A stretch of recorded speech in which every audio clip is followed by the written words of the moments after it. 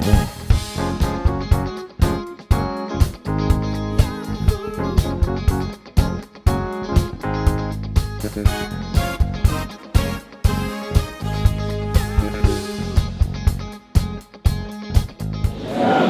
Michal Zalewski, sales engineer in Barracuda, and today I would like to tell you a few words about part of our extensive product portfolio, which could help you to protect your Microsoft 365 environment. Just a brief introduction about what I will try to cover today. So, I will start with some short, brief introduction and description of the current threats that are facing email infrastructures and that the Office 365 and 365 users are currently victims of. I will try to answer the question, why should we protect and why we could need the additional redundant Microsoft 365 protection, and just a few best practices how to protect against modern threats. For the use case scenario, I will present one of our popular products in the terms of protecting the data in Microsoft 365, which is called Barracuda Cloud. So, for the beginning, just a few words about our company. Barracuda has been founded in 2003. It's located in Campbell, in Silicon Valley, in the USA. And now we have more than 200,000 customers worldwide. Barracuda started with a product called Spam and Virus Firewall, which was the gateway defense system for email environments. And during the development of the entire world of IT security, now we have several products in our portfolio. We are a very big partner for Microsoft in terms of their cloud environments. We are one of the top 10 ISVs, which means independent software vendors, and we are providing the software as a service solutions for securing the cloud environments. So, as you can see on this slide, portfolio is pretty extensive. We have a few pillars divided by the area of the security, and today I will focus on one of those parts, which is the email protection. As you can see here, it's still 11 products in this portfolio, so I will take just a few of them as most important in terms of protecting Microsoft 365. Just a few general information about the attacks in the terms of what is now currently attacking and targeting the Microsoft 365, every just email environments. So 85% of organizations are confirming that they were being hit by the ransomware attack, and 1 of 7 of those organizations also are experienced by the account takeover, which means that after the phishing attack of one of their employees or users, credentials that had been revealed during this attack were being used to log in to this user account and perform further malicious actions. The average value of the ransomware fee is about more than 200,000 US dollars.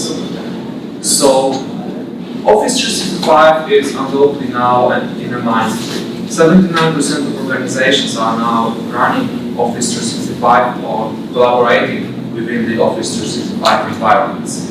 And 98% of those organizations utilize the Office 365 environments. They are confirming that they have detected threats in the user's mailbox residing there. So it means that they have passed some protection layers that they were implemented in the front of Office 365. For now, Microsoft has over 58 million of active subscribers worldwide. And in regard to using their solutions, there are 270 million of monthly active Teams users.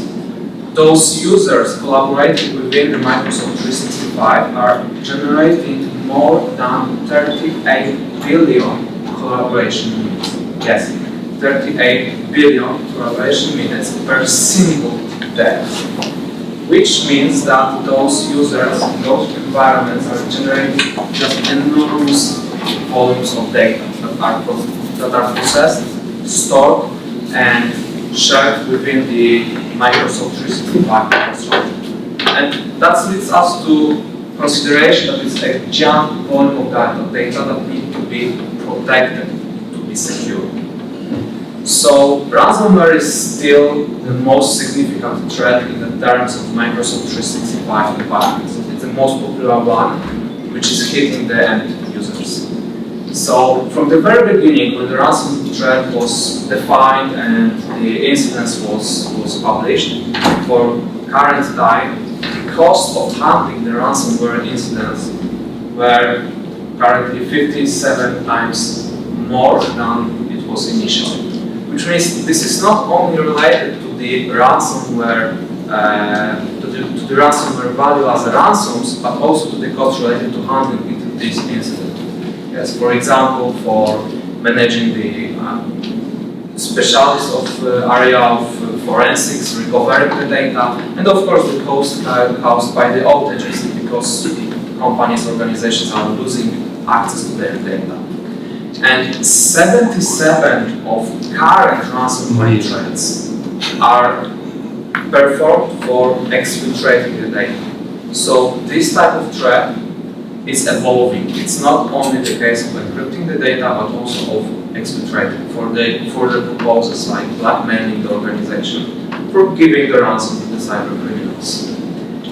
Of course, the very popular area of protecting against those type of threats are the cyber insurances. And the holders of this type of insurance policies are predicting that the cost of usual cyber policy will be increased by 100%. And regarding those costs and statistics, 23 days is average value, it's average number of days, which is relating to the ransomware attack downtime.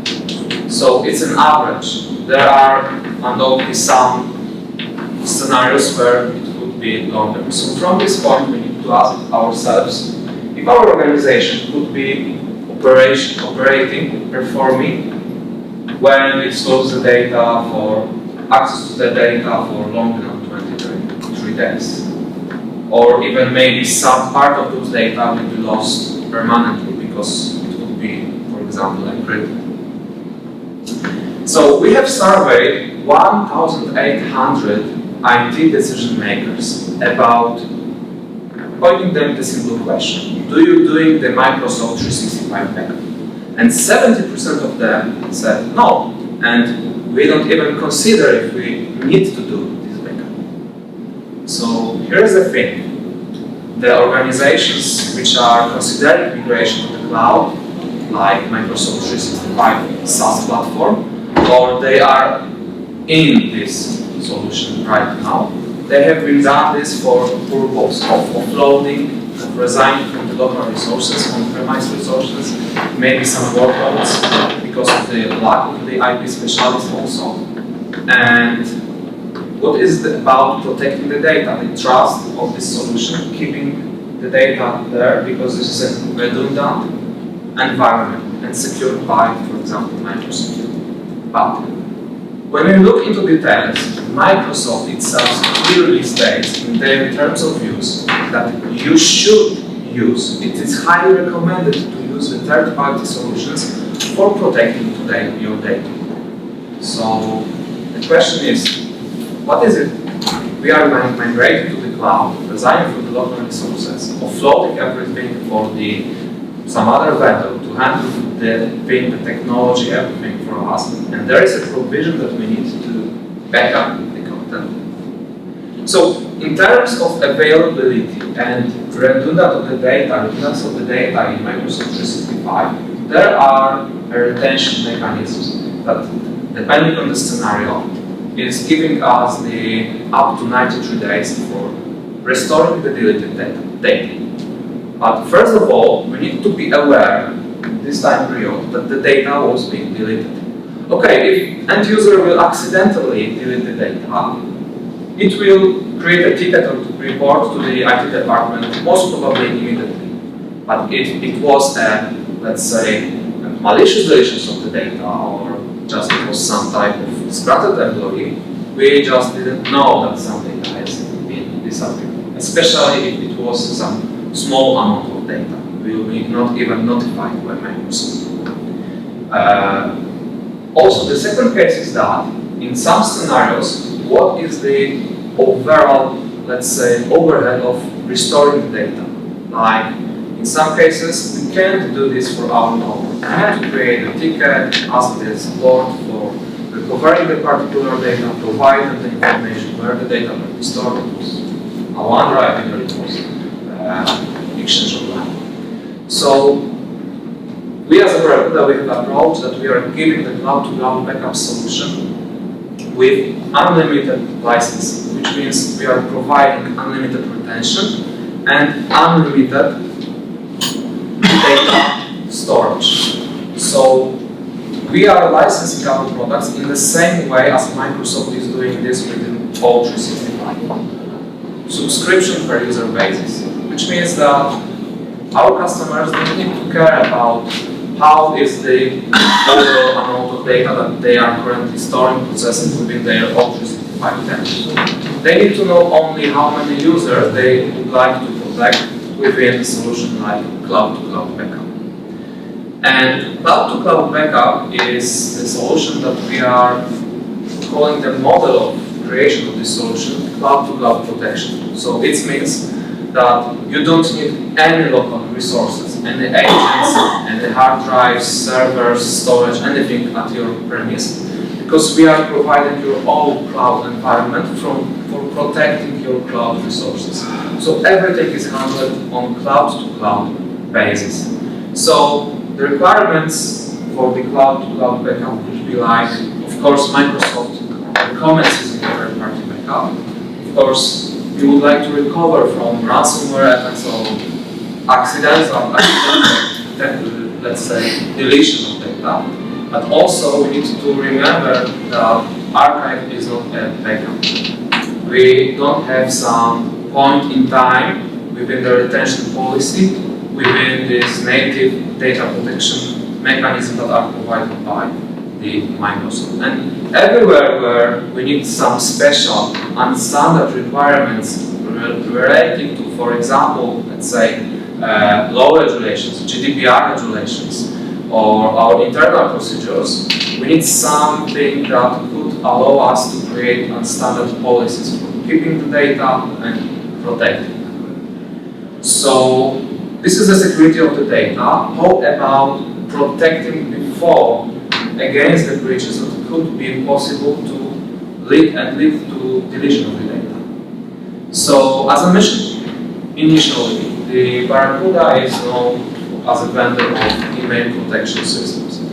And as the threats are evolving, our solutions are also developed in the manner, in the way, to protect against all of those possible and most popular threat types for email communication. So, as you can see on this slide, with standard, let's say, embedded in Microsoft native security solutions, or with some edge solutions that are standing on the front of cloud or just even on-premise environments, we are just only partially protected. Because nowadays, everything is happening inside the environment. Sometimes the case of malicious message is not the case that it contains some link or it contains some attachment. It contains the content written by somebody, and it could be, for example, the extortion attack.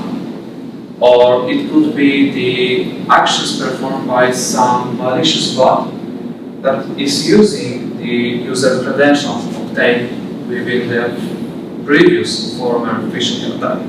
Which means that this account could be used to perform further malicious accounts, and this is the account in our Office 365 demo. So the standard native email security has serious gaps. It doesn't prevent against those 13 email types.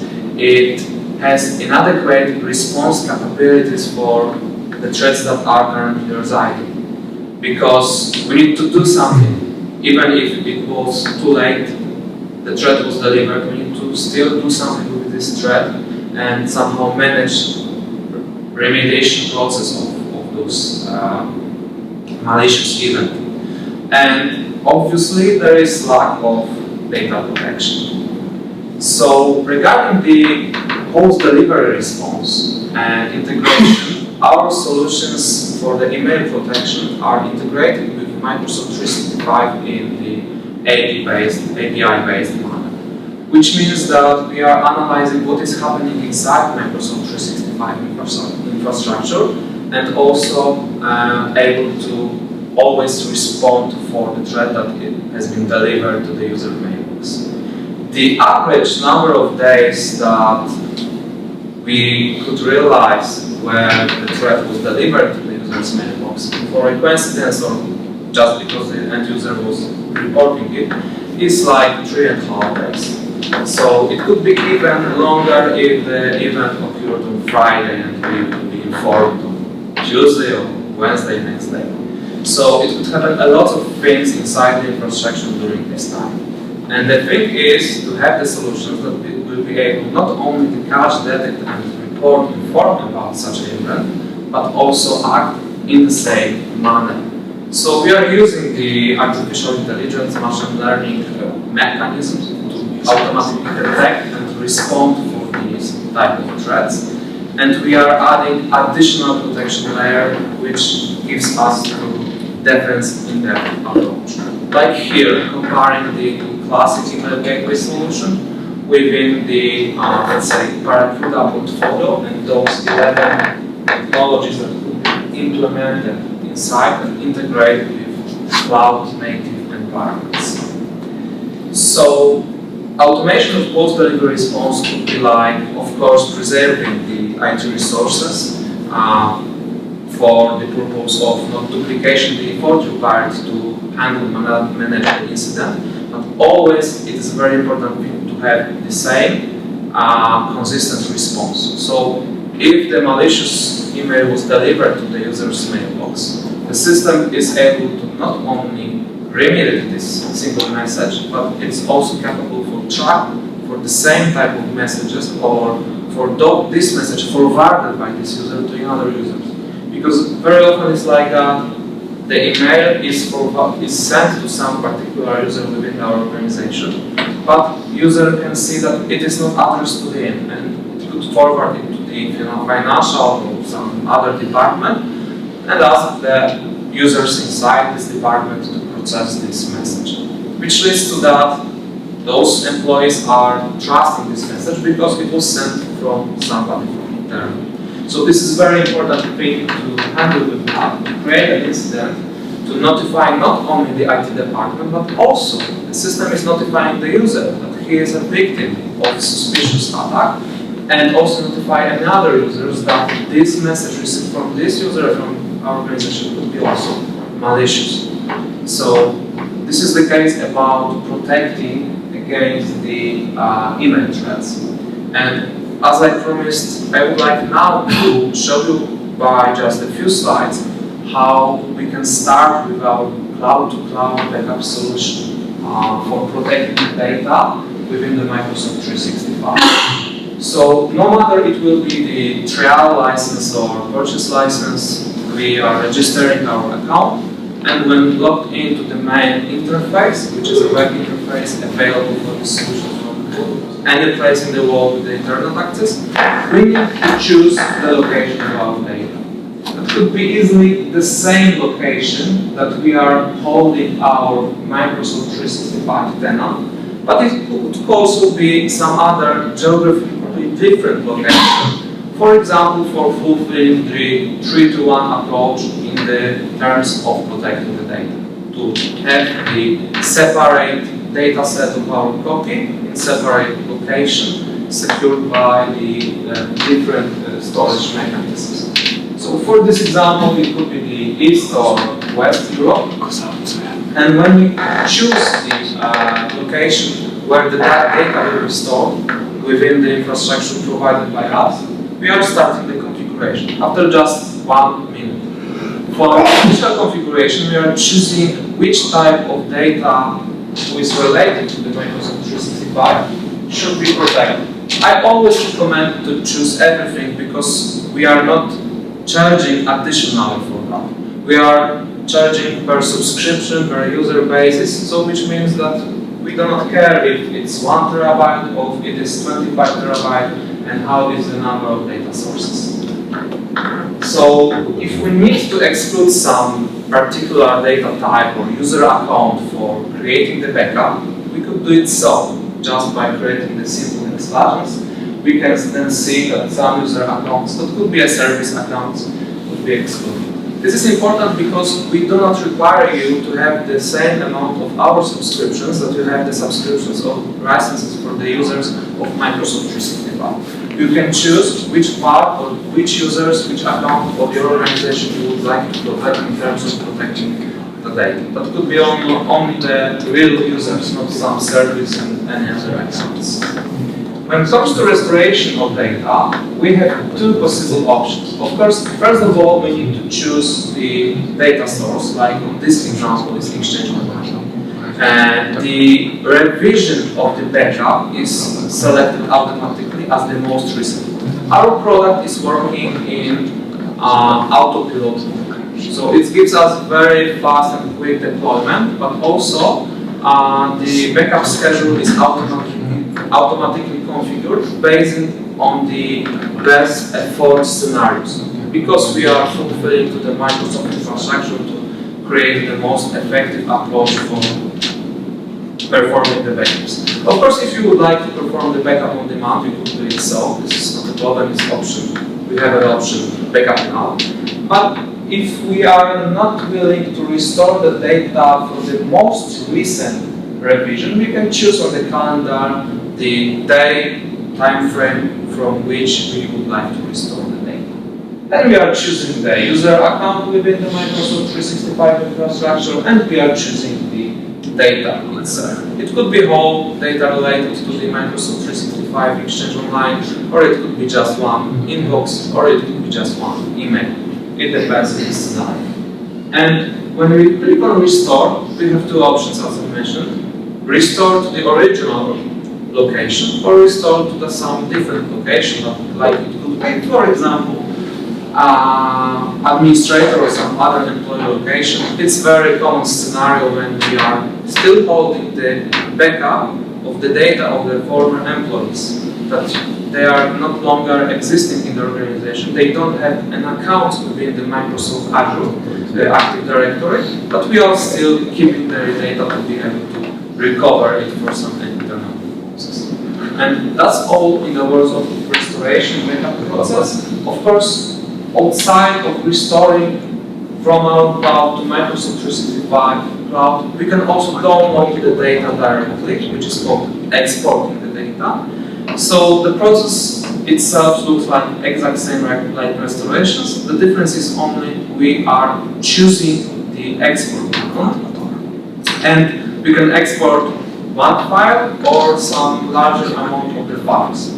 We don't need to wait for the export process to be finished and be still logged in the console. We can start the export process and go back after the while for downloading the full package of exported data. And the most of the scenarios are like just we don't know exactly where the file was located. We need to perform the address search. And this is possible because all the backup data are indexed, which means we have an index of file types, file names, file location, and so on. So we can just run the filter, provide the account, provide the file type, add this as a, let's say, term. We can also use the regular expressions when it comes to the file names. And we can also choose the attributes of the file, like the time period within the file was created or even modified. So, as I said, it's possible to start with our cloud-to-cloud backup solution within just a few minutes. It's just like you scan this QR code, fulfill the form, and log into the account just for free to perform the backups and see how our solution is convenient to use. But when it comes to our, let's say, email protection, as you can see on the initial slide, on the beginning of my presentation, there is an 11 products together. So we have created, of course, the email protection plans, which consist of different, let's say, product licensing levels to especially fulfill the licensing within the Microsoft. Yes, Microsoft has different licensing, business, enterprise, E1, E3, E5. So for this purpose, we have our protection plans. But it is not required to purchase the protection plan, of course. Sometimes it is also possible to purchase the separate product like cloud-to-cloud backup. But in the terms of those technologies, sometimes the question could be which one will be the most relevant for me in this particular moment. Maybe one of two of them are worth to implement just right now, And for this purpose, we are providing you the email threat scanner, which is our original engine running within our Sentinel and forensic products, which are related to analyzing everything which is happening inside the Microsoft 365 infrastructure, but we are giving this email scanner totally for free.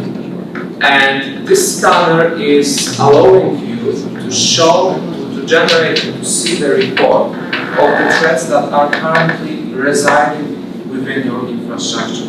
It is very simple to use, just you need to pair the image scanner within your admin account. We are using the authentication, so we are not storing any credentials at all.